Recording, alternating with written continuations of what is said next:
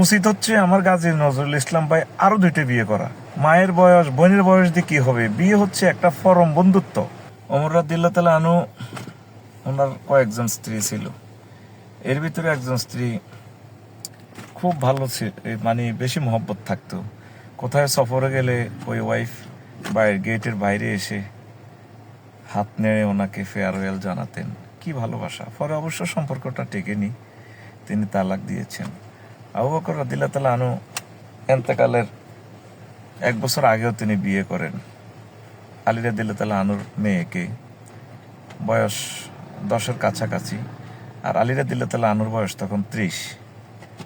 তো উনি যখন এন্তেকাল করেন, আবু বকর রাদিয়াল্লাহু তাআলা আনহু, ওই ওয়াইফের ঘরে মেয়ে ছিল, প্রেগনেন্ট ছিল 6 মাসের।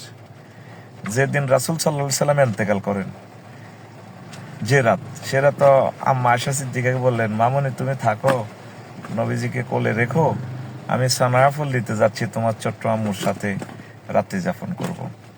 এ হলো আমাদের বৈবাহিক জীবন। গাজী নজরুল ইসলাম ভাই সাতক্ষীরার চাইরের সম্মানিত এমপি, একামতে দ্বীনের অতন্দ্র প্রহরী, কোটি কোটি মুসলমানের কলিজা। তাদের স্বামী স্ত্রীর ভিডিওটা ভাইরাল করে কি শান্তিটা পেলেন। আর মিডিয়া এমনভাবে লিখতেছে যেন মাস্তি মারতেছে আর কি। শোনেন, হে মুসলমান ভাই বোন, একদিন রবের সামনে আপনাদেরকে হাজির হতে হবে। ইয়াউমা তুবলা সারাইরু ফামা লাহু মিন কুওয়াতিন ওয়ালা নাসির। যেদিন তোমাদের ভিডিও আমি ভাইরাল করব আমার ট্রাইব্যুনালে, তোমাদের কোনো শক্তি থাকবে না, কোনো সাহায্যকারী থাকবে না। কেউ বলেন ওনার নাতনির বয়স, বিয়েতে নাতনি, মায়ের বয়স বোনের বয়স দিয়ে কি হবে? বিয়ে হচ্ছে একটা পরম বন্ধুত্ব।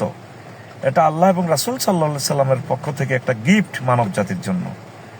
এইভাবে বিবাহিত জীবনের এই অন্তরঙ্গ মুহূর্তগুলো ভাইরাল করে প্রতিটা ভালো মানুষও বেপরোয়া হয়ে যাবে। উচিত হচ্ছে আমার গাজী নজরুল ইসলাম ভাই আরো 2টা বিয়ে করা। হালাল জিনিস, এটাতে কোনো শরম নেই। আরশের রব, এই পৃথিবীতে 1000 কোটি মানুষের সামনে আমার ভাইকে অপমান করা হচ্ছে, তুমি সব দেখতে পাচ্ছ।